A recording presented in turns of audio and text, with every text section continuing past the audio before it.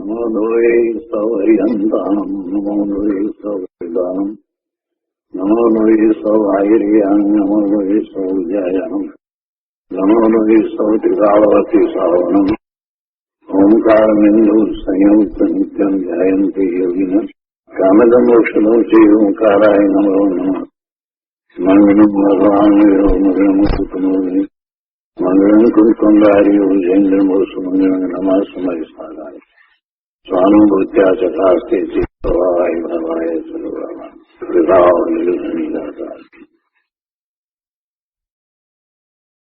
સમાધિ તંત્ર આચાર્ય ભગવાન પૂજ્યપાદ સ્વામી રચિત સમાધિ તંત્ર તથા શ્રી પ્રભાચંદ્રજી રચિત સમાધિ તંત્રની ટીકા એનો સ્વાધ્યાય કરી રહ્યા છીએ. એમાં આપણે 17મો શ્લોક એનો અન્વયાર્થ એની ટીકા અને ભાવાર્થ આપણે કર્યા છે. અને આ 17મા શ્લોક ઉપર પૂજ્ય ગુરુદેવ કાનજી સ્વામીએ આપેલ પ્રવચન આત્મભાવનામાંથી આજે આપણે કરીશું. તે પહેલા સહેજ પુનરાવર્તન કરીએ તો 17મા શ્લોકમાં એમ કહ્યું કે આગળના શ્લોકમાં કહેવામાં આવતી વિધિ અનુસાર બાહ્ય અર્થવાચક વચન પ્રવૃત્તિનો ત્યાગ કરીને તથા અંતરંગ વચન પ્રવૃત્તિને પણ સંપૂર્ણપણે તજવી અને આ યોગ અર્થાત સમાધિ પરમાત્મા સ્વરૂપનો પ્રકાશક દીવો છે. એટલે બાહ્ય જલ્પ તથા અંતરંગ જલ્પ, અંતરજલ્પ, બાહ્ય વિકલ્પ અને અંતર વિકલ્પ એને છોડીને એટલે વિકલ્પ રહિત દશામાં જે આત્માનો યોગ સાધવામાં આવે છે એ આત્માનો યોગ પોતાના નિજ પરમાત્મા સ્વરૂપનો પ્રકાશક છે એ વાત ટીકામાં કરી. અને એમાં એ વાત સાથે આવી કે આ બાહ્ય વચન અથવા તો વિકલ્પ કે જેમાં પુત્ર, સ્ત્રી, ધન, ધાન્ય આદિ જેવા જે શબ્દો છે એ વાચક શબ્દો છે અને એનું જે વાચ્ય એના સંબંધીના વિકલ્પોને સંપૂર્ણપણે તજીને અને તે પછીથી અંતરંગ વચનને અર્થાત હું શિષ્ય છું કે હું ગુરુ છું કે હું સુખી છું કે દુઃખી છું તો એવા વિકલ્પો એટલે એમ બાહ્ય જલ્પ તથા અંતરજલ્પનો પૂર્ણપણે ત્યાગ કરવો. એવી રીતે બહિર્જલ્પ અંતરજલ્પના ત્યાગ સ્વરૂપ જે યોગ હવે જે જોડાણ થયું એ આત્મા સાથે જોડાણ થયું, સ્વરૂપ સાથે જોડાણ થયું. બાહ્ય બહિર્જલ્પ અને અંતરજલ્પના ત્યાગ સ્વરૂપ યોગ અર્થાત સ્વરૂપમાં ચિત્ત નિરોધ લક્ષણ સમાધિ, ચિત્ત નિરોધ, ચિંતા નિરોધ એવું ધ્યાન કહેવામાં આવે છે. તો હવે બહિર્જલ્પ પણ નથી, અંતરજલ્પ પણ નથી અને પોતાના સ્વરૂપ સાથે જોડાણ કર્યું એવો યોગ છે તે પોતાના પરમાત્મા સ્વરૂપનો પ્રકાશક છે. આ વાત આવી. આજે હવે આ 17મી ગાથા ઉપર પૂજ્ય ગુરુદેવ કાનજી સ્વામીએ જે વિસ્તાર કર્યો છે તે આપણે લઈએ છીએ.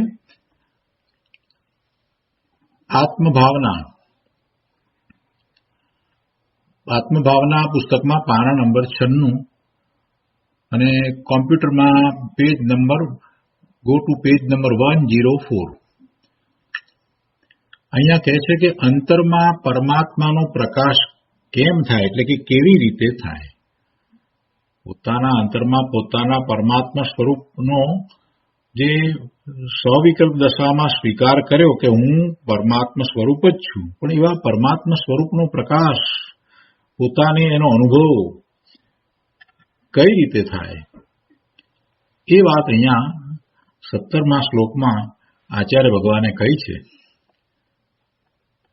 હવે કે છે કે અંતર આત્મા થવા માટે આત્માને જાણવાનો ઉપાય કહે છે એમ કહી અને 17મી ગાથા લેવામાં આવી, 17મો શ્લોક લેવામાં આવ્યો છે. ગુરુદેવ એ શ્લોક વિશે સમજાવતા કહે છે હું દેહ આદિથી જુદો, દેહ આદિથી ભિન્ન ચૈતન્ય સ્વરૂપ આત્મા છું. બહારમાં ઇન્દ્રિયો દ્વારા જે દેખાય છે તે બધું અચેતન છે, તે હું નથી. ઇન્દ્રિયો દ્વારા જેનું જાણપણું થાય છે તે આત્મા હોય નહીં. ઇન્દ્રિયો દ્વારા આત્મા ખ્યાલમાં આવે, જણાય એવો નથી. આત્મા એ અનુભવનો વિષય છે એટલે અનુભવાય, પણ એ ઇન્દ્રિયનો વિષય નથી એટલે ઇન્દ્રિય દ્વારા કે મન દ્વારા ખ્યાલમાં આવે એવો તો આત્મા છે નહીં. પાંચે ઇન્દ્રિયોના વિષયો અને છઠ્ઠું મન, એના વિના અતિન્દ્રિયપણે આત્મા અનુભવી શકાય એવો આત્મા છે. એટલે પહેલી જ વાત ગુરુદેવે અહીંયા એ કરી દીધી કે હું દેહ આદિથી ભિન્ન જુદો ચૈતન્ય સ્વરૂપ આત્મા છું. બહારમાં ઇન્દ્રિયો દ્વારા જે દેખાય છે તે બધું અચેતન છે, જડ છે, તે હું નથી. તે બધા મારાથી ભિન્ન છે. એવા ભાનપૂર્વક ચૈતન્ય સ્વરૂપના ચિંતનમાં એકાગ્રતા વડે બાહ્ય વચન પ્રવૃત્તિ છોડવી તેમજ અંતરંગ વિકલ્પો પણ છોડવા. અને આનું નામ યોગ છે. આ આત્મા સાથેનો યોગ છે, આ સ્વરૂપ સાથેનો યોગ છે. અને સંક્ષેપથી આ યોગ તે પરમાત્માનો પ્રકાશક પ્રદીપ છે. એ જ આત્માને જણાવનારો છે, પોતાના પરમાત્મા સ્વરૂપનો અનુભવ કરાવનારો યોગ છે. ગુરુદેવ આગળ સમજાવતા કહે છે કે જો એકલી વાણીને રોકીને મૌન થઈને બેસી જવાની આ વાત નથી. બોલીએ નહીં, મૌન થઈ જઈએ એટલે કઈ વાત બને નહીં. એવા મૌન પાળવાથી કઈ વિકલ્પો બંધ થતા નથી. મહાત્મા ગાંધી શુક્રવારે એવું મૌન પાળતા હતા, પણ પછી કોઈકની સાથે કંઈક પણ એ વાર્તાલાપ કરે તો એ લખીને કરતા. ગુરુદેવ કહે છે કે ભાઈ એનો કોઈ અર્થ નથી. માત્ર એકલી વાણીને રોકીને મૌન થઈને બેસી જવાની અહીંયા વાત નથી કરી. વાણી તો જડ છે, તેને રોકવાનો જેનો અભિપ્રાય છે તે તો વાણીનો કર્તા થાય છે. વાણી જડ છે અને એ વાણી જડને હું રોકું એવો જે વિકલ્પ જે છે અથવા તો એવી માન્યતા છે. વાણીને રોકું તો એ માન્યતા એવી છે કે જે જડના કાર્યો કરે, જડનો કર્તા થાય અને વાણીને રોકે. એટલે એમ નથી, ખરેખર તો એ વાણીને રોકી શકતોય નથી. પણ અહીંયા તો કંઈક એનાથી આગળ ઊંચી વાત કરવી છે. એટલે ગુરુદેવ એ વાતને સમજાવે છે કે જેને એવો અભિપ્રાય છે વાણીને રોકવાનો, એ વાણીનો કર્તા થાય છે અને તેનું લક્ષ્ય જડ ઉપર છે પણ આત્મા ઉપર નથી. કેમ કે વાણીને રોકવું એમાં એ તો અટવાઈ ગયો. વાણીને રોકવું એવા વિકલ્પમાં જ એ અટવાઈ ગયો. એટલે એનું લક્ષ્ય આત્મા તરફ નથી, પરંતુ એ જડ એવી વાણી તરફ છે. જ્ઞાની તો જાણે છે કે વાણી જડ છે, વાણી જડ છે અને એ વાણી મારાથી જુદી છે, ભિન્ન છે. વળી એ વાણીથી મારું સ્વરૂપ પ્રકાશિત થતું નથી. એ વાણી દ્વારા મારું સ્વરૂપ જણાય, પ્રકાશિત થાય, ખ્યાલમાં આવે. વાણી દ્વારા મારું સ્વરૂપ પ્રસિદ્ધિ પામે એમ તો છે નહીં. જ્ઞાનીને તો આ વાત બરાબર ખબર છે. જ્ઞાની તો કહે છે કે ભાઈ વાણી તો જડ છે અને એ વાણી મારાથી જુદી ભિન્ન છે અને એ વાણીથી મારું સ્વરૂપ પ્રકાશિત થતું નથી. અને વાણી તરફના વિકલ્પ વડે પણ મારા સ્વરૂપનો પ્રકાશ થતો નથી. વાણી અને વિકલ્પ બંનેથી પાર, વાણી અને વિકલ્પ બંનેથી પાર થઈને અંતર્મુખ ચૈતન્યના ચિંતનમાં એકાગ્રતા વડે જ મારા સ્વરૂપનું પ્રકાશન થાય છે. વાણી અને વિકલ્પ બંનેને લીધા, મનના વિકલ્પ અને આ વાણી એ પણ જડ. કે છે કે વાણી બોલવાની ક્રિયા થતી હોય તે વખતે પણ જ્ઞાનીને તેનાથી ભિન્ન આવા ચૈતન્યનું ભાન છે. માટે એમ કહ્યું છે કે જ્ઞાની બોલે છતાં મૌન છે અને અજ્ઞાની મૌન છે છતાં બોલે છે. કેમ કે અજ્ઞાનીને તો એમ છે કે હું નથી બોલતો, હું ન બોલ્યો.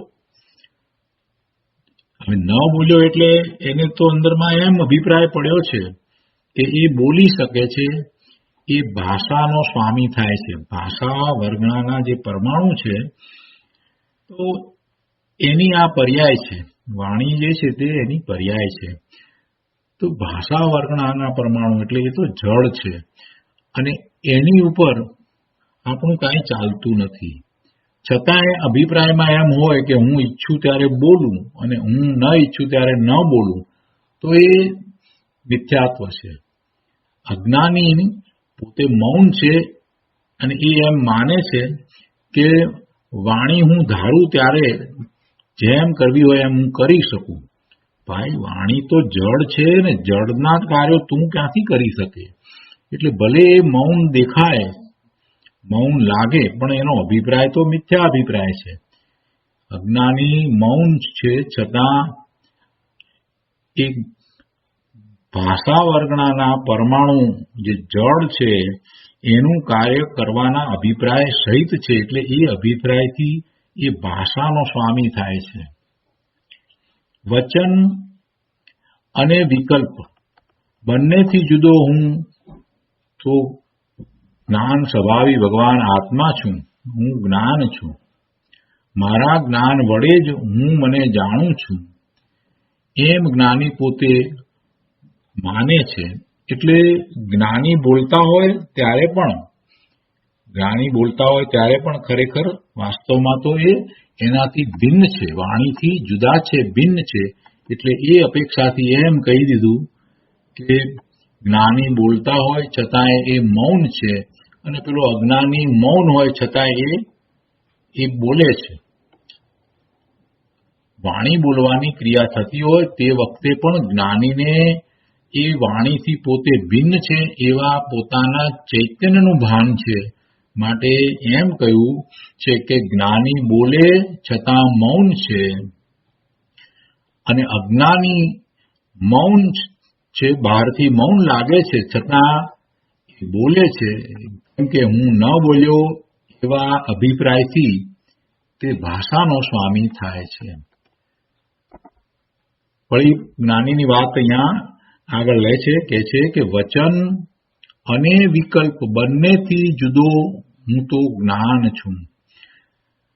વચન અને વિકલ્પ એટલે વાણી અને વિકલ્પ, મનના વિકલ્પ, એ બંનેથી જુદો હું તો જ્ઞાન છું. મારા જ્ઞાન વડે જ હું મને જાણું છું એમ જ્ઞાની પોતે પોતાના આત્માને સ્વસંવેદનથી પ્રકાશે છે. અને આ જ આત્માને જાણવાની રીત છે. આ સિવાય બીજી કોઈ રીત નથી. સ્વસંવેદનથી આત્માને જાણવો, વિકલ્પ છોડીને, અહીંયા બહિર્જલ્પ અને અંતર્જલ્પ છોડીને એ વાત લીધી છે ને, તેમાં વાણી શબ્દ મૂક્યો છે, પણ વાણી એકલી નથી, સાથે વિકલ્પ પણ લઈ લીધા છે. એટલે આ ગુરુદેવે આ રીતે સ્પષ્ટતા કરી કે ભાઈ, આત્મા તને કઈ રીતે જણાય એનો તું પહેલા વિચાર કર, અને આ મનના વિકલ્પો અને વાણી એ બંનેથી જુદો આત્મા છે એ વાતને તું પહેલા સમજ. પછી તને ખ્યાલ આવશે કે કઈ રીતે આત્મા અનુભવમાં આવે. સ્વસંવેદનથી આત્મા પ્રસિદ્ધિ પામે છે, પોતાને જણાય છે, એટલે પ્રકાશે છે. અને આ જ આત્માને જાણવાની રીત છે. આનું નામ જ યોગ છે. આને યોગ કહ્યો. આ સિવાય મન, વચન કે કાયાના જળ યોગથી આત્માને જાણવા માંગે તો તે મૂંઢ છે. મન દ્વારા, વાણી દ્વારા કે કાયા દ્વારા જો એ આત્માને જાણવા માંગે છે તો એ તો મૂંઢ છે. મનના યોગ દ્વારા પણ આત્મા અનુભવમાં આવતો નથી. વાણી દ્વારા પણ આત્મા અનુભવમાં આવતો નથી. સાક્ષાત જિનેશ્વર ભગવાનની વાણી આપણે સાંભળીએ તો પણ આપણને આત્માનો અનુભવ એટલે પોતાના નિજ શુદ્ધ સ્વરૂપનો અનુભવ થાય નહીં. કે કાયાની કોઈ પણ પ્રકારની ક્રિયા કરવામાં આવે તો એ દ્વારા પણ આત્માનો અનુભવ થાય નહીં. એટલે આ ત્રણના યોગ એ તો જળના યોગ છે. મન, વાણી અને કાયાનું જોડાણ એ દ્વારા જે વ્યાપાર થાય, મન દ્વારા, વાણી દ્વારા અને કાયા દ્વારા જે વ્યાપાર થાય એ બધો વ્યાપાર તો આત્માથી જુદો ભિન્ન વ્યાપાર છે. એમાં આત્મા નથી. એટલે આત્મા એ દ્વારા જણાય પણ નહીં. શું કહ્યું? કે છે કે આ સિવાય મન, વચન કે કાયાના જળયોગથી આત્માને જાણવા માંગે તો તે મૂંઢ છે. તેણે ચૈતન્ય સાથે જોડાણ નથી કર્યું, પણ જળ સાથે જોડાણ કર્યું છે. જે મન, વાણી, કાયા દ્વારા આત્માને જાણવાનો પ્રયત્ન કરી રહ્યો છે એ જળ સાથે જોડાણ કરી અને ચેતન એવા ભગવાન આત્માને જાણવાનો વ્યર્થ પ્રયત્ન કરી રહ્યો છે. પણ વાસ્તવમાં એમ થતું નથી. આત્મા જણાતો નથી. અને એવું જે જોડાણ કરે છે, જળ સાથે જે જોડાણ કરે છે તે જ્ઞાન સ્વરૂપમાં સાવધાન નથી. તેથી તેને સમાધિ નથી. પોતાના જ્ઞાન સ્વરૂપમાં એ સાવધાન નથી. એ બહારમાં રહ્યો. મન, વાણી અને કાયાના યોગમાં એ અટવાઈ ગયો. એટલે એને જ્ઞાન સ્વરૂપમાં સાવધાની નથી. તેથી તેને સમાધિ નથી. તેથી તેને સ્વરૂપનો અનુભવ થતો નથી. તેથી તેને સ્વાનુભૂતિ થતી નથી. જ્ઞાન સ્વરૂપમાં સાવધાની તે જ સમાધિ છે. સમાધિ કંઈ જ્ઞાન સ્વરૂપમાં સાવધાનીથી જુદી નથી. પોતાના જ્ઞાન સ્વરૂપમાં એકાગ્રતા કરીને એને અનુભવવું એ જ સમાધિ છે. એટલે જ્ઞાન સ્વરૂપમાં સાવધાની તે જ સમાધિ છે. અને એવી સાવધાની ઉપયોગને આત્મામાં જોડવારૂપ યોગ વડે જ થાય છે. પોતાના ઉપયોગને, જ્ઞાન દર્શનના ઉપયોગને આત્મામાં જોડવાથી આવી સાવધાની રૂપ સમાધિ થાય છે. આત્માની સાવધાની રૂપ, જ્ઞાન સ્વરૂપની સાવધાની રૂપ સમાધિ કઈ રીતે થાય છે? તો કે આત્મામાં જોડાવાથી. પોતે પોતાના ઉપયોગને આત્મા સાથે જોડે છે તો એને આવી સમાધિ થાય છે. બધી વાત ખૂબ સ્પષ્ટ કરી છે. ગુરુદેવ કહે છે કે ભાઈ, એકવાર સત્યનો નિર્ણય કરીને હા તો પાડ. સત્ય એટલે જે જિનેશ્વર ભગવાનની વાણીમાંથી આવ્યું છે એ જ સત્ય છે. એ સિવાય બીજું કાંઈ સત્ય નથી. અને એ પરંપરાએ આપણા સુધી પહોંચ્યું છે. એ પરંપરાએ, ગુરુ અને શાસ્ત્રની પરંપરાએ આપણા સુધી પહોંચ્યું છે. તો એવા સત્યનો તું દ્રવ્યશ્રુતના અભ્યાસ દ્વારા, આ શાસ્ત્રોના અભ્યાસ દ્વારા પહેલા તો નિર્ણય કર અને પછી નિર્ણય કરી અને તું એમાં હા પાડ. હા પાડ એટલે કે હા બરાબર જ છે એનો સ્વીકાર કર કે વસ્તુ સ્વરૂપ આમ જ છે. નિર્ણય કરીને એને કરવું શું છે? નિર્ણય કરીને એને તો એનો સ્વીકાર કરવાનો છે કે વસ્તુ સ્વરૂપ આમ જ છે. જિનેશ્વર ભગવાનની વાણીમાં પરમ સત્ય પ્રકાશ્યું છે એ જ મારે સ્વીકારવા યોગ્ય છે. એમ એને અંતરમાં થવું જોઈએ. સત્યનો સ્વીકાર એ જ તો પુરુષાર્થ છે. ગુરુદેવ કહે છે કે ભાઈ, એકવાર એવા પરમ સત્યનો નિર્ણય કર, એને સાંભળ, એને સમજ. ન સમજાય તો જ્ઞાની પાસે જઈને સમજ, ગુરુ પાસે જઈને એ વાતને સમજ. પોતે જાતે તર્ક દ્વારા એ વસ્તુનો નિર્ણય કરે અને એમાં પણ એને સમાધાન ન થાય તો એવા જ્ઞાની પુરુષ પાસે અથવા તો એવા માર્ગદર્શક પાસે જઈને સમાધાન પ્રાપ્ત કરે. પણ છેવટે ભાઈ એવો નિર્ણય તો કરવો પડશે. એ સત્ય જિનેશ્વર ભગવાનની વાણીમાંથી આવ્યું છે. એ સત્ય જિનેશ્વર ભગવાનની વાણીમાંથી પરંપરાએ આવ્યું છે તો એમાં કાંઈ અસત્ય હોઈ શકે જ નહીં. કોઈ વિપરીતતા હોઈ શકે જ નહીં. એટલે તને ન સમજાય એટલે કાંઈ એ અસત્ય થઈ જાય છે. તને નથી સમજાતું એટલે તું એમ કે ના હું માનતો નથી. પણ તારા ન માનવાથી શું ફેર પડવાનો છે? સત્ય તો સત્ય રહેવાનું છે. એટલે તારે જ હવે સમજવાની જરૂર છે, તારે જ એવો સાચો નિર્ણય કરવાની જરૂર છે. ગુરુદેવનો કહેવાનો આશય એ છે કે ભાઈ એકવાર સત્યનો નિર્ણય કરીને હા તો પાડ. મારા જ્ઞાન સ્વરૂપ સિવાય બીજે ક્યાંય મારું સુખ કે શાંતિ નથી, એમ એકવાર નિર્ણય કર તો અંતર્મુખ થવાનો અવસર આવે, તો તને અંતર્મુખ થવાનો વિકલ્પ આવશે. એકવાર એવો નિર્ણય થાય કે ખરેખર સુખ, શાંતિ, આનંદ એ બધું મારા સ્વરૂપની બહાર નથી, મારા સ્વરૂપમાં જ છે, એવો સાચો નિર્ણય જેને થાય એને જ પછી સ્વરૂપ તરફ વળવાનો પુરુષાર્થ થાય છે, એને જ અંતર્મુખ થવાનો પછી અવસર આવે. પણ જેને નિર્ણય જ ખોટો હોય, બહારમાં અને રાગમાં શાંતિ માને, તેને અંતર્મુખ એકાગ્ર થવાનો અવસર ક્યાંથી આવે? રુચિ જ બહારમાં પડી છે, એનો નિર્ણય જ ખોટો છે, બહારમાં કાંઈક કરી દઈએ અને બહારમાંથી જ પોતાને શાંતિ પ્રાપ્ત થાય છે, સુખ પ્રાપ્ત થાય છે, એવી જેની ઊંધી માન્યતા છે, એ ક્યાંથી પછી સ્વરૂપ તરફ વળવાનો છે? એને એવો અવસરે પ્રાપ્ત નહીં થાય કે જેથી કરીને એ સ્વરૂપ તરફ વળે. ઘણા કહે છે કે મરણ ટાણે આપણે સમાધિ રાખીશું, મરણ સુધારવું છે. એમ તો પાછા કહેતા હોય છે કે હવે આપણું મરણ સુધરે એવું કરવું, એટલે મરણ ટાણે સમાધિ મરણ કરવું છે, આપણે મરણ ટાણે સમાધિ રાખશું. પણ જીવનમાં જેને પોતાના જીવનકાળ દરમિયાન જેણે દેહથી ભિન્ન આત્માની દરકાર કરી નથી અને દેહ આદિના કાર્યોને જ પોતાના કાર્ય માન્યા છે, એવા દેહાત્મ બુદ્ધિવાળા અજ્ઞાની મિથ્યા દ્રષ્ટિ, એને દેહ છૂટવાના સમયે સમાધિ ક્યાંથી થશે? દેહ આદિના કાર્યોને જ પોતાના કાર્ય માન્યા છે, તો તે દેહ છૂટવા ટાણે કોના જોડે સમાધિ રાખશે?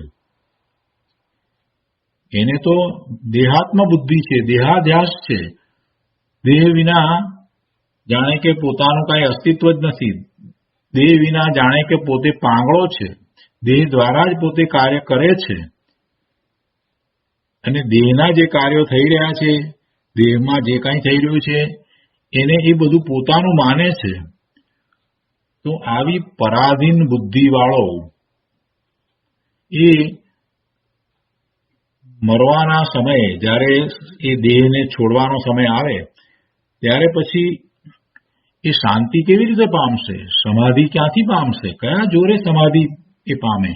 કેમ કે એને તો દેહાત્મ બુદ્ધિ છે, દેહ વિના તો એને બીજું કાંઈ દેખાતું નથી. તો પછી હવે દેહ છોડવાનો છે, તો એ સમયે એને શાંતિ ક્યાંથી થાય? દેહના કાર્યોને જ પોતાના કાર્ય માન્યા છે એવો એ જીવ દેહ છૂટવા ટાણે કોના જોરે, કયા બળથી સમાધિ રાખશે? કયા બળથી એ સમાધિમાં ટકી રહેશે? પોતે શરીરથી જુદો છે એ વાત જ એને માની નથી. શરીરના કાર્યો એના કારણે થાય, પોતે શરીરથી ભિન્ન છે, તદ્દન ભિન્ન છે, આવું એને શ્રદ્ધામાં પણ લીધું નથી. દેહથી પોતે જુદો છે એવું શ્રદ્ધામાં પણ લીધું નથી. તો પછી હવે મરણના સમયે દેહમાં જે કંઈ થઈ રહ્યું છે એને પોતામાં થઈ રહ્યું છે એમ માની અને એ આર્ત ધ્યાનપૂર્વક દેહને છોડશે. દુઃખી દુઃખી થઈ અને દેહને છોડશે. દેહ તો છૂટશે, પણ એ વખતે એને દુઃખ થશે, દુઃખી થઈ અને દેહ છોડશે. એને ક્યાંથી સમાધિ હશે? એને ક્યાંથી શાંતિ હોય? જેણે દેહથી ભિન્ન આત્માને જાણીને તેની વારંવાર ભાવનાનો અભ્યાસ કર્યો છે, તેને જ દેહ છૂટવા ટાણે ચૈતન્યના જોરે સમાધિ રહી શકશે. પોતે આ દેહથી જુદો ભગવાન આત્મા છે અને હવે આ દેહને છોડવાનો સમય આવ્યો છે, તો ઠીક છે, આવા તો અનંત દેહ સાથે મારે રહેવાનું પૂર્વે થયું છે અને એ બધા દેહો મેં છોડ્યા છે, એક પછી એક કેટલાય દેહ મેં છોડ્યા છે અને આ કાંઈ નવું નથી. હું તો એનાથી જુદો ભગવાન આત્મા જ્ઞાન સ્વરૂપ છું. કેમ એના વિકલ્પો એ રીતે હશે, અને એ વિકલ્પ સાથે રહેલો એવો શુભભાવ પણ હશે, અને એને શાંતિ પણ હશે. સમ્યક દ્રષ્ટિ છે તો વાત જ જુદી છે. જો એને એવી જ રીતે આત્માનો અનુભવ કરેલો હશે તો એનું સમાધિ મરણ થશે. પણ જે સમ્યક દર્શન પ્રગટ નથી કરી શક્યો, છતાં પણ શ્રદ્ધામાં એને એમ જ છે કે હું દેહથી જુદો ભિન્ન છું, અને દેહથી જુદા થવાથી મારા આત્માને કોઈ પ્રકારે નુકસાન થતું નથી કે દુઃખ પહોંચતું નથી. હું તો ભગવાન આત્મા ચૈતન્ય મૂર્તિ છું. આવું જેને શ્રદ્ધાન વર્તે છે એને પણ શાંતિ રહેશે, એને આર્ત ધ્યાન નહીં થાય. એટલે મુખ્ય વાત તો એ છે કે ભાઈ તું પહેલા એવો અભ્યાસ કર, વારંવાર એકની એક વાતને ગૂંટવી. શેના જોડે ગૂંટવી? જીનેશ્વર ભગવાનની વાણી જે આપણને શાસ્ત્ર દ્વારા પ્રાપ્ત થઈ, તો એ શાસ્ત્ર અભ્યાસના જોડે આપણે એ વાતને ગૂંટવી કે આ શાસ્ત્રની અંદર આચાર્ય ભગવાનને અસત્ય લખવાનું કે અસત્ય બોલવાનું કાંઈ પ્રયોજન નથી. એટલે વાત તો એમ જ છે. વળી આચાર્ય ભગવાને પણ એ પોતે અનુભવી અને પછી લખ્યું છે. એટલે જે વાત શાસ્ત્રમાં આવી છે એ બરાબર જ છે. હું આત્મા અને આ વાણી, આ દેહ, આ મન, આ બધું એ મારાથી, મારા જ્ઞાન સ્વભાવથી, મારા જ્ઞાન સ્વરૂપથી, મારા ચેતન સ્વરૂપથી જુદું જ છે. આ વારંવાર એને ગૂંટવું પડશે. એમને કઈ છેલ્લી ઘડીએ શાંતિ રહી જાય, સમાધિ થઈ જાય ને સમાધિ મરણ થઈ જાય ને એમ થતું નથી. એ વખતે કઈ લેસ્યા, શુક્લ લેસ્યા હોય એમ થતું નથી. બોલવા ખાતર બધા બોલે કે શાંતિથી એમણે દેહ છોડ્યો, પણ પ્રભુ આખી જિંદગીમાં ક્યારેય પોતે દેહથી જુદા પોતાને કલ્પી પણ શક્યા નથી. એ દેહ છોડવાના કારણે એમને શુક્લ લેસ્યા હોય કઈ? ક્યાંથી હોય જ નહીં. એને માટે પૂર્વ તૈયારી ઘણી કરવી પડે છે ભાઈ. ગુરુદેવે બહુ સરસ અહીંયા વાત મૂકી છે. એક શબ્દ મૂકે છે, વારંવાર ભાવનાનો અભ્યાસ કરવો. એ વાત અહીંયા મૂકી છે. શું કહે છે કે જેણે દેહથી ભિન્ન આત્માને જાણીને તેની વારંવાર ભાવનાનો અભ્યાસ કર્યો છે. શું ભાવના છે? કે દેહથી આત્મા જુદો છે. કોનો આત્મા અને કોનો દેહ? મારો આત્મા જે દેહ સાથે રહ્યો છે એનાથી જુદો છે. એમ પોતે વારંવાર ભાવના ભાવવી. આ સત્ય છે. પ્રભુની દિવ્ય ધ્વનિમાંથી આ સત્ય પ્રકાશ્યું છે કે હું ચેતન એવો આત્મા છું અને આ જડ શરીર છે એનાથી હું સદાય જુદો છું. ક્યારેય હું શરીર રૂપ થયો નથી, શરીર મારા રૂપ થયું નથી. એમ વારંવાર એવી ભાવના ભાવવી, એવો અભ્યાસ કરવો જરૂરી છે. રોજ નિરંતર. કોઈ દિવસ એવો ન જવો જોઈએ કે જ્યારે અંદરમાં એમ ન આવે કે હું આ દેહથી જુદો છું, હું ચેતન છું, આ જળ દેહ છે, દેહમાં જે ચાલી રહ્યું છે એને હું જોઉં છું, એનો હું જાણવા વાળો છું, હું એનો જ્ઞાતા દ્રષ્ટા છું, પણ હું એનાથી જુદો છું. આવો એને વારંવાર અભ્યાસ કરવો જ પડશે. અને આવો જ એને અભ્યાસ છે, એને કદાચ સમ્યક દર્શન નથી, એ સમ્યકની સન્મુખ થયો છે, તો એ પણ જ્યારે દેહ છોડશે ત્યારે શાંતિથી દેહ છોડશે. અને જેને સમ્યક દર્શન થયું છે, આત્માને જેણે અનુભવ સહિત જાણ્યો છે, તો એને તો આવો અભ્યાસ સહજ હોય છે. અને એને દેહ છૂટવા ટાણે ચૈતન્યના જોરે સમાધિ રહી શકશે. જો સમાધિની વાત કરી છે, સમાધિ મરણની વાત કરી છે, પ્રભુ ગુરુદેવના પ્રવચનમાં જે ભાવ ભર્યા છે ને એને ખૂબ શાંતિથી સમજવાની જરૂર છે. માત્ર વાંચી જઈએ તો વાત નહીં પકડાય. વારંવાર એને વાંચવાનું છે. શાંત ચિત્તે એને વારંવાર વાંચવાનું છે. આ તો વાંચી લીધું, આ તો વંચાઈ ગયું, એમ નહીં ભાઈ. એ કઈ સ્વાધ્યાયની રીત નથી, સ્વાધ્યાયની એ પદ્ધતિ નથી. સ્વાધ્યાયની પદ્ધતિ તો એ છે કે દ્રઢતા કરવી, સ્વરૂપને જાણવું, સ્વનું અધ્યયન કરવું છે. એટલે સ્વનો અનુભવ કરવો છે, તો સ્વના અનુભવ માટે સ્વની જ્યાં વાત આવે એમાં અંદરમાંથી ઉલ્લાસ આવવો જોઈએ. એમ ન થાય કે આ તો વાંચી લીધું છે, પહેલા આ તો વંચાઈ ગયું છે, હવે બીજી વાર નથી વાંચવું. એવો જ એને વિકલ્પ આવે એ તો સ્વાધ્યાય કરતો જ નથી. એ ગમે તેટલા શાસ્ત્રો વાંચી જાય પણ એ ખરેખર સ્વાધ્યાય કરતો જ નથી. અંદરમાંથી એમ ભાવ આવે કે મારી વાત આવી છે. વારંવાર એ વાત આવે ત્યારે દ્રઢતા થાય છે. વારંવાર એના ઉપર ચિંતન થાય ત્યારે જ રડતા થાય છે. એટલે સ્વાધ્યાય કરીએ ત્યારે પછી શાંતિથી ગુરુદેવે જે વાત કરી હોય એની વાત હોય તો પણ ફરી ફરીને એને વાગોળવી, એના ઉપર ચિંતન કરવું.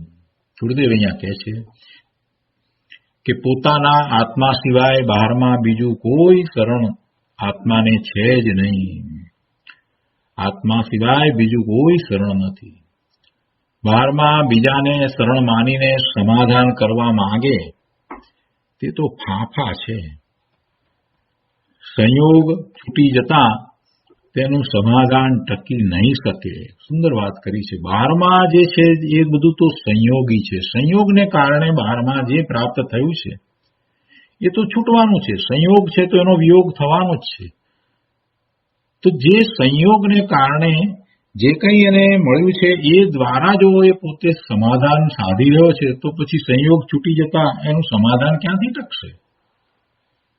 બહારમાં બીજાને શરણ માનીને બીજાને આધારે જો એ સમાધાન કરવા માંગે છે તો એ તો બધા ફાંફા છે. એ તો સંયોગે કરીને બીજું બધું એને મળ્યું છે.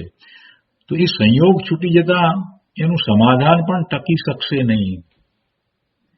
અને આત્માના આધારે જેણે સમાધાન કર્યું, પોતાના નિજ શુદ્ધ સ્વરૂપના આશરે આધારે એનું સ્વરૂપ જાણીને જેણે સમાધાન પ્રાપ્ત કર્યા છે એને ગમે તેવા પ્રતિકૂળ સંયોગમાં પણ એના સમાધાનો ટકી રહેશે. એને પડવા પણ નહીં થાય. એ એમ ને એમ ટકી રહેશે. કેમ કે આત્મા અનંત ગુણનો પિંડ છે. એનું એવું પરિણમન છે. એ શાશ્વત છે. એ અનાદિ અનંત છે. એ અવિનાશી છે. એને અમૂર્તિકપણું છે. એ ચૈતન્ય મૂર્તિ છે. એ જ્ઞાન સ્વભાવી છે. સતત જ્ઞાન ક્રિયા કરે છે. આ બધી વાત એ બરાબર સમજ્યો છે તો બધું જ જે કાંઈ સમજ્યો છે, જે કાંઈ સમાધાનો પ્રાપ્ત કર્યા છે એ બધું જ આત્માના આશ્રય કર્યું છે. આત્માના આધારે આત્માનું સ્વરૂપ જાણીને એને સમાધાન પ્રાપ્ત કર્યા છે. તો પછી જે બહારમાં પ્રતિકૂળ સંયોગ હોય તો એ એને કોઈ રીતે એના સમાધાનમાંથી ચલિત કરી શકે નહીં. કેમ કે એને તો આધાર આત્માનો લીધો છે. એટલે બહારમાં ગમે તેવા પ્રતિકૂળ સંયોગ હોય પણ એથી એને કાંઈ નડતું નથી. એ તો આત્માના આધારે જેમ સમાધાન કર્યું છે. સમાધાન એટલે કે એણે પોતાને જે વિકલ્પો આવતા હતા, અશાંતિ થતી હતી, પોતાને જે ઉપાધિજન્ય લાગતું હતું એ બધાનો નિવેડો લાવ્યો છે. પોતે એ બધાથી પાર શાંત છે. એમ બરાબર સમાધાન મેળવ્યું છે અને પોતાની શાંતિ જાળવી રહ્યો છે. તો એની શાંતિનો ભંગ નહીં થાય. બહારમાં પ્રતિકૂળ સંયોગો આવતા એની શાંતિનો ભંગ નહીં થાય. કેમ કે એને તો આત્માના આધારે સમાધાન પ્રાપ્ત કર્યું છે. આત્માના આધારે એ પોતાની માન્યતામાં ટકીને રહ્યો છે. કોઈએ કહ્યું છે માટે જો એને માન્યું છે તો પછી એ નહીં ટકી શકે. બહુ સરસ વાત મૂકી છે. ઘણા ન્યાય મૂક્યા છે. બહુ શાંતિથી આ બધું પ્રભુ સમજવા જેવું છે. આગળ પણ કહે છે કે સ્વર્ગમાં અસંખ્ય સમકીતી દેવો છે. સ્વર્ગમાં દેવલોકમાં અસંખ્ય સમકીતી દેવો છે. સમ્યક દ્રષ્ટિ છે. તેમને જ્યારે આયુષ્ય પૂરું થવાનો વખત આવે ત્યારે એમનો પણ દેહ તો છૂટી જવાનો જ છે ને. તો એ વખતે ત્યાં સ્વર્ગમાં શાશ્વત રત્નોના જીન બિંબો છે. તેમના ચરણમાં જઈને ભક્તિથી કહે છે. જો સ્વર્ગમાં એવા શાશ્વત જીન બિંબ છે. કોઈએ એ બનાવ્યા નથી. આપણે તો અહીંયા પ્રતિમા બનાવી અને એની પ્રતિષ્ઠા કરીએ છીએ પણ આ જીન બિંબો તો અનાદિના છે. એને કોઈએ બનાવ્યા નથી. એવા એ રત્નના જીન બિંબો છે. અને એ દ્વારા જ આપણને એ વાતનો ખ્યાલ આવે છે કે સિદ્ધ દશા તો અનાદિની હોવી જ જોઈએ. કેમ જીનબિંબ છે. જે જીનબિંબ છે એટલે એનો અર્થ એ થયો કે સિદ્ધ દશા પણ અનાદિથી છે જ. એટલે આવા જે રત્નોના જીનબિંબો છે તો તેમના ચરણમાં જઈને ભક્તિથી કહે છે કે અહો નાથ, આપનું જ શરણ છે. આપે બતાવેલા આત્મ સ્વભાવનું જે શરણ છે. આપનું જ શરણ છે, એટલે કે આપે બતાવેલા આત્મ સ્વભાવનું જ શરણ છે. સિદ્ધ પરમેશ્વરે જે માર્ગ બતાવ્યો છે, જેટલા સિદ્ધ થયા એ બધાએ એ માર્ગ દર્શાવ્યો જ છે. અને એ જ જૈન ધર્મનું મૂળ છે, એ જ જૈન ધર્મનું શરણ છે. તો એવા એ દેવો જ્યારે પોતાનું આયુષ્ય પૂરું થવા આવ્યું છે, તો ત્યાં એ જીનબિંબ આગળ જઈ અને પોતે ભક્તિભાવપૂર્વક એ પ્રાર્થના કરે છે, એ પોતાના ભાવને વ્યક્ત કરે છે. સમ્યક દ્રષ્ટિ છે તો એ કહે છે કે પ્રભુ, અમને તો આપનું જ શરણ છે. આ દેહ સાથે અમારે કોઈ સંબંધ નથી. એમ નથી કે આ શરીર મળ્યું છે, આ દેવનું શરીર મળ્યું છે, આ બધું મળ્યું છે માટે અમે ધર્મમાં રહ્યા છીએ, એમ નથી. પ્રભુ, અમે તો આપે જે જ્ઞાન આપ્યું એને કારણે જ અમારા સ્વરૂપને વિશે રહીએ છીએ. કેમ કે સમ્યક દ્રષ્ટિ છે ને, એટલે કહે છે કે અમને તો આપનું જ શરણ છે, જૈન ધર્મનું જ શરણ છે. પ્રભુ, આપે બતાવેલા ધર્મની આરાધના અધૂરી રહી ગઈ, તેથી અહીં અવતાર થયો હતો. જો દેવલોકમાં કેમ અવતાર થયો? કેમ કે જે આરાધના કરવા ધારી હતી એ આરાધના પૂર્ણ ન થઈ, એટલે કે શ્રેણી ચડી અને કેવળ જ્ઞાન ન થયું. આ સમ્યક દ્રષ્ટિ દેવ છે ને, એટલે પૂર્વે એમને સમ્યક દર્શન તો થયેલું જ છે અને ચારિત્રનો પુરુષાર્થ પણ ઉપડ્યો, પણ એ સાધના અધૂરી રહી. ચારિત્ર પૂર્વક જે સાધના, પોતે ચારિત્રપૂર્વક જે સાધના કરે છે પોતાના સ્વરૂપમાં સ્થિરતા, એ અધૂરું રહી ગયું અને ત્યાંથી દેહ છૂટી ગયો, એટલે દેવલોકની ગતિ પામ્યા. પણ અને એટલે અહીંયા દેવમાં અવતાર થયો હતો. પણ અમને કાંઈ એ દેવની ગતિ જે છે એ કોઈ રીતે અમારા આત્માના વિકાસને માટે કાર્યકારી કે ઉપયોગી છે એમ અમને તો ક્યારેય થયું નથી. કેમ કે અમે તો સમ્યક દ્રષ્ટિ છીએ, પોતે સમ્યક દ્રષ્ટિ છે તો એને એમ જ છે. એટલે જે આ દેવની ગતિ થઈ તો સારું થયું કે એમ પણ નહીં, ઉલટું એ તો યાદ કરે છે કે કેમ અમને આ અવતાર મળ્યો, અમને કેમ દેવની ગતિ મળી. તો કે છે કે પ્રભુ, આપે બતાવેલા ધર્મની આરાધના અમે પૂરી કરી ન શક્યા, એ અધૂરી રહી ગઈ અને પુણ્યનો બંધ પડ્યો, તેથી અહીં આ દેવલોકમાં અવતાર થયો, દેવ થયા. હવે એ ગતિ પૂરી થાય છે, એ હવે દેવનું આયુષ્ય પણ હવે પૂરું થાય છે. એટલે હવે મનુષ્ય અવતાર પામીને અમે અમારી આરાધના પૂરી કરીશું અને પછી આરાધના પૂરી થતાં કેવળ જ્ઞાન પ્રગટ કરી અને મુક્ત દશાને પામીશું. એમ એ દેવો ભાવના ભાવે છે. કયા દેવો? સમ્યક દ્રષ્ટિ દેવ એમ ભાવના ભાવે છે.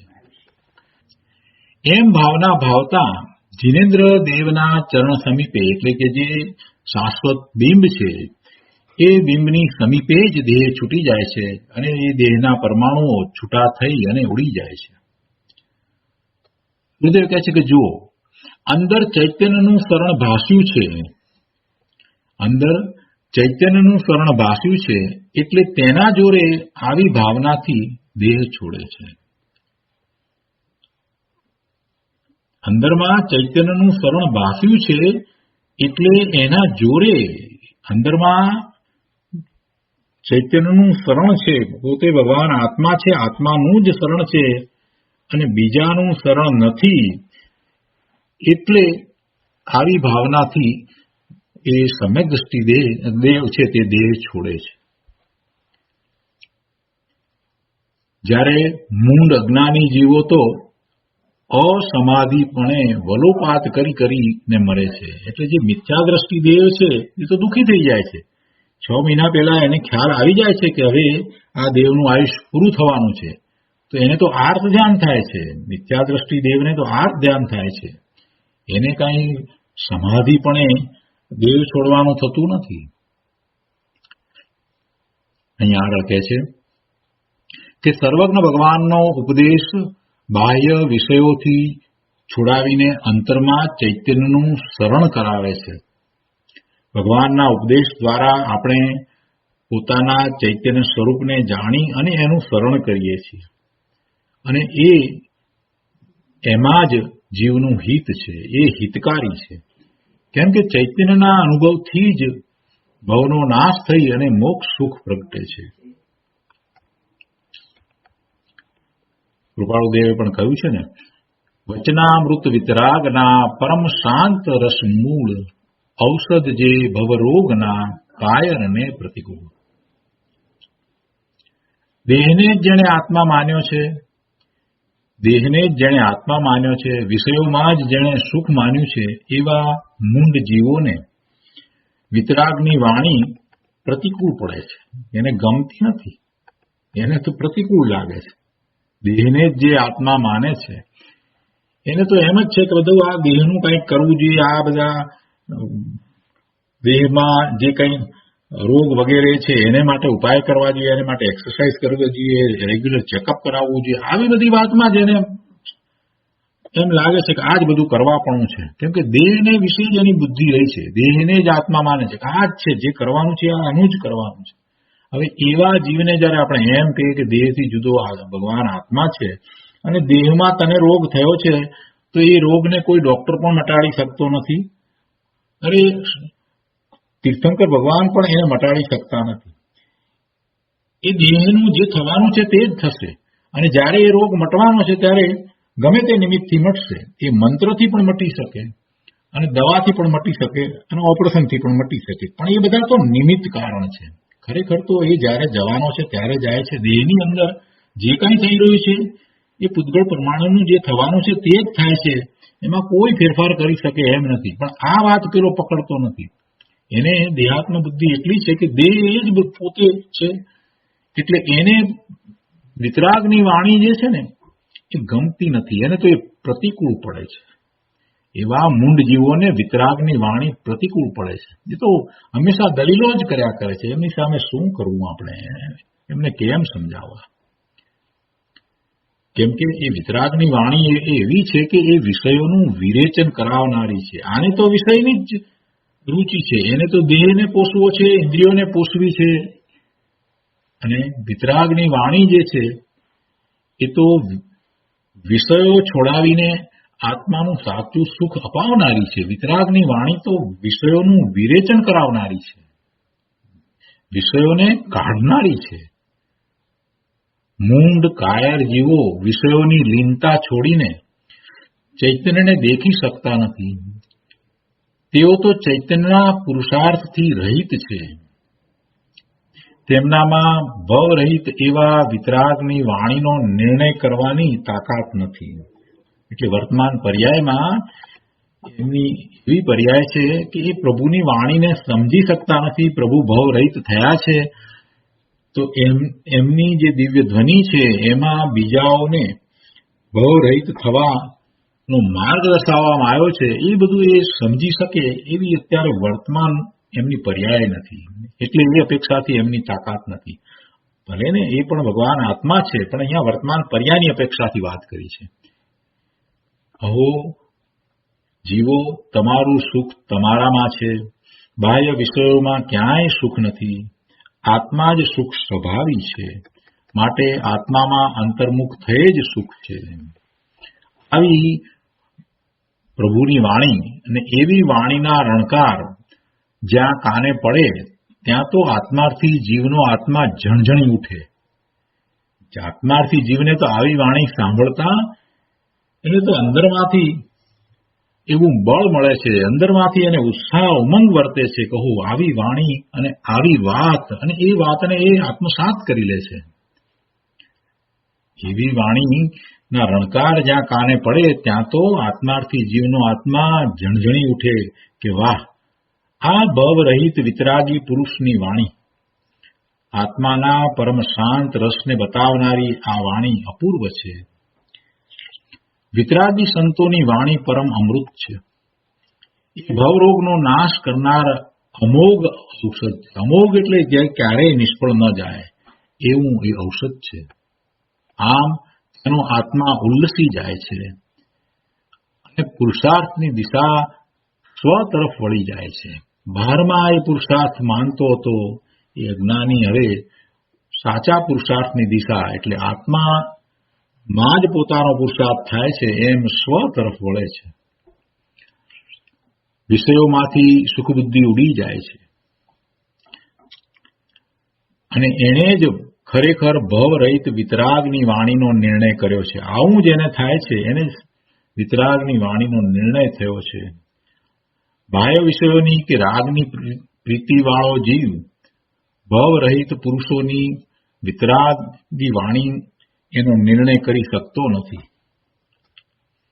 સ્વસન્મુખ થવાનું બતાવનારી વિતરાગની વાણીનો નિર્ણય કરનાર જ્ઞાન એટલે એ નિર્ણય કરનાર તો જ્ઞાની છે. સ્વસન્મુખ થવાનું બતાવનારી વિતરાગની વાણીનો નિર્ણય કરનારો તો એક જ્ઞાની છે. જ્ઞાની એટલે અવસ્થાની અપેક્ષાથી વાત છે, તો એ તો જ્ઞાની છે. તો એ જ્ઞાની વચન અને વિકલ્પની પ્રવૃત્તિનું અવલંબન છોડીને જ્ઞાનને અંતર્મુખ કરીને પોતાના આત્માને સમસ્ત પર પદાર્થોથી ભિન્ન દેખે છે, ભિન્ન જાણે છે, ભિન્ન અનુભવે છે. વચન અને વિકલ્પની પ્રવૃત્તિનું અવલંબન છોડીને, આ ગાથામાં એ વાત જ આવીને, એ બાહ્ય જલ્પ અને અંતર્જલ્પ એ બધા વિકલ્પ રૂપ છે. એ વિકલ્પ અને એની સાથેનું જે જોડાણ વિકલ્પમાં આગળ વધ્યા કરે અને એમાં જે વિચાર્યા કરે, તો એ બધું છોડી દે. એટલે વિકલ્પની પ્રવૃત્તિ, એ પ્રવૃત્તિનું અવલંબન, એ બધાને છોડીને એ બાહ્યમાં અને અંતરમાં પણ માત્ર વિકલ્પ જે છે એ વિકલ્પ દ્વારા કાંઈ અંદરમાં જવાય છે એમ નથી, પણ એ વિકલ્પને છોડીને અંતર્મુખ થઈ અને સ્વરૂપનો અનુભવ થાય છે. એટલે એને અંતરમાં ચાલી રહેલા વિકલ્પો, આ ગાથામાં જે વાત કરવામાં આવી તે, હું ગુરુ છું ને હું શિષ્ય છું, હું જ્ઞાન સ્વભાવી છું, એવા વિકલ્પ પણ, એ વિકલ્પને પણ છેવટે એને છોડવાના છે. અને એમ એ સર્વ વિકલ્પોને છોડીને, સર્વ જલ્પને છોડીને, અંતર અને બાહ્ય જલ્પને છોડીને પોતે પોતાના સ્વભાવ સાથે જોડાણ કરે છે, એવો એ યોગ છે. એ એને સ્વાનુભૂતિ કરાવનારો યોગ છે. શું કહે છે કે વચન અને વિકલ્પની પ્રવૃત્તિનું અવલંબન છોડીને જ્ઞાનને અંતર્મુખ કરીને પોતાના ઉપયોગને અંતર્મુખ કરે છે. એટલે એ સ્વરૂપનું જ જ્ઞાન કરવા વાળો થાય છે. જ્ઞાનને અંતર્મુખ કરીને પોતાના આત્માને સમસ્ત પર પદાર્થોથી ભિન્ન દેખે છે, જાણે છે, અનુભવે છે. આવો યોગ, આ યોગની વાત અહીંયા 17મી ગાથામાં કરવામાં આવી છે. મૂળ ગાથાની અંદર પણ એ જ વાત લીધી કે જે પરલક્ષ્ય થતા જે વિકલ્પો જે છે અને જે શબ્દો છે, એ વાચક શબ્દો છે, એનું જે વાચ્ય છે, પુત્ર છે કે પત્ની છે કે કંઈ પણ જે પણ શબ્દ છે, તો એનું જે વાચ્ય છે એ વાચ્યમાં જ એ અટવાઈ ગયો છે. એ બાહ્ય જલ્પ છે. જે વાચ્ય છે શબ્દો, કોમ્પ્યુટર શબ્દ, તો કોમ્પ્યુટર શબ્દ દ્વારા એને જે ખ્યાલમાં આવે છે તો એની અંદર જે ગૂંચવાઈ ગયો છે, એવા અનેક પ્રકારના એ બાહ્ય વિષયોની અંદર એ અટકી ગયો છે. પછી એમાં એને એની જ વિચારણા ચાલ્યા કરે છે. હું આમ કરું, તેમ કરું, એ મને ઉપયોગી છે, કાર્યકારી છે, બધા વિકલ્પો એ રૂપે થાય છે. તો કહે છે કે એ વિકલ્પોને તો તું છોડ, એ બહિર્જલ્પ છે. બાહ્યજલ્પને તો બધાને છોડ, પણ આગળ વધીને એમ કહ્યું કે ભાઈ તને જે કંઈ દ્રવ્યશ્રુતનો અભ્યાસ થયો છે એ દ્વારા તને જે બીજા વિકલ્પો જે છે, જે શુભ ભાવરૂપ વિકલ્પો છે, અને આત્મામાં જવા માટેના જે તારા અભ્યાસમાં જે તે જાણ્યું છે, તો એને કારણે થતા જે વિકલ્પો છે, તો એ વિકલ્પો જે છે એ પણ છૂટી જશે અને જે આત્મા સાથેનો યોગ થશે એ દ્વારા તને પરમાત્મા સ્વરૂપની પ્રાપ્તિ થશે. એટલે સર્વ વિકલ્પો છૂટશે અને જે આત્મા સાથેનો યોગ થાય છે એ યોગ દ્વારા પોતાના પરમાત્મા સ્વરૂપનો અનુભવ થાય છે. સમયસારમાં પણ આવી ગાથા છે કે ભાઈ હવે સર્વ વિકલ્પોથી બસ થા, વધુ વિસ્તારથી બસ થા. આચાર્ય ભગવાને એમ કહ્યું છે. અમૃતચંદ્રાચાર્ય ભગવાને ત્યાં એ રીતે કહ્યું છે કે હવે બધા વિકલ્પોથી બસ થા, બધા વિકલ્પોથી બસ થા અને માત્ર સ્વરૂપમાં જા, સ્વરૂપનો આશ્રય કર, સ્વરૂપમાં એકાગ્રતા કર. અહીંયા આ 17મી ગાથામાં પણ એ વાત જ કરી છે અને પછી આગળ તો વધારે એનો માર્ગ પણ બતાવે છે, કઈ રીતે થવું, કઈ રીતે કરવું, એ વાત પણ પછી આગળ તો લે છે. તો અહીંયા કહે છે કે સ્વસન્મુખ થવાનું બતાવનારી વિતરાગની વાણીનો નિર્ણય કરનાર જ્ઞાની, અહીંયા જ્ઞાનને બદલે જ્ઞાની શબ્દ છે ખરેખર તો, એવો નિર્ણય કરનારો તો જ્ઞાની છે, કેમ કે એ અવસ્થા છે ને, નિર્ણય થાય છે એ અવસ્થા છે, તો એ જ્ઞાનીની અવસ્થા છે. એ જ્ઞાની વચન અને વિકલ્પની પ્રવૃત્તિનું અવલંબન છોડીને જ્ઞાનને અંતર્મુખ કરીને પોતાના આત્માને સમસ્ત પર પદાર્થોથી ભિન્ન દેખે છે, જાણે છે, અનુભવે છે અને આ પોતાના પરમાત્મા સ્વરૂપને દેખવા માટેનો યોગ છે. તો એ રીતે આ 17મી ગાથા ઉપર પૂજ્ય ગુરુદેવ કાજી સ્વામીએ જે વિસ્તાર કર્યો છે એ અહીંયા પૂરો થાય છે. એ પછીથી 18મી ગાથા છે. સમાધિ તંત્રમાં 18મી ગાથા આપણે એની શરૂઆત કરીએ છીએ. સમાધિ તંત્ર પુસ્તકમાં પાના નંબર 41 અને કોમ્પ્યુટરમાં ગો ટુ પેજ નંબર 57. ગાથા 18, શ્લોક 18. યન્મયા દૃશ્યતે રૂપમ તન્ન જાનાતિ સર્વથા જાનન દૃશ્યતે રૂપમ તતઃ કેન બ્રવીમ્યહમ. ગુજરાતીમાં ગાથા છે. રૂપ મને દેખાય જે સમજે નહીં કાંઈ વાત, સમજે તે દેખાય નહીં બોલું કોની સાથ. બહુ સરસ વાત છે. અર્થમાં કહે છે કે મયા યત રૂપમ દૃશ્યતે, એટલે મારા વડે જે રૂપ શરીર આદિ રૂપી પદાર્થ દેખાય છે, એટલે કે હું આ બધા શરીર આદિ જે રૂપી પદાર્થો છે એને હું દેખું છું. મારા વડે જે આ રૂપ એટલે શરીર આદિ રૂપી પદાર્થ જે દેખાય છે તત્ સર્વથા ન જાનાતી, તે અચેતન પદાર્થ છે અને એ સર્વથા કોઈને જાણતો નથી. જે આ રૂપી પદાર્થો શરીર આદિ જે દેખાય છે મને, એ પદાર્થો તો અચેતન છે, જડ છે અને એ સર્વથા કોઈને જાણતા નથી. મારા વડે જે રૂપી પદાર્થો દેખાય છે તો એ રૂપી પદાર્થો અચેતન પદાર્થો છે, એ જડ છે અને એ કોઈને ક્યારેય જાણતા નથી, સર્વથા કોઈને જાણતા નથી. એક વાત. અને બીજી વાત કહે છે કે અને જાનત રૂપમ ન દૃશ્યતે, અને જે જાણવા વાળો ચૈતન્ય રૂપ આત્મા છે તે દેખાતો નથી.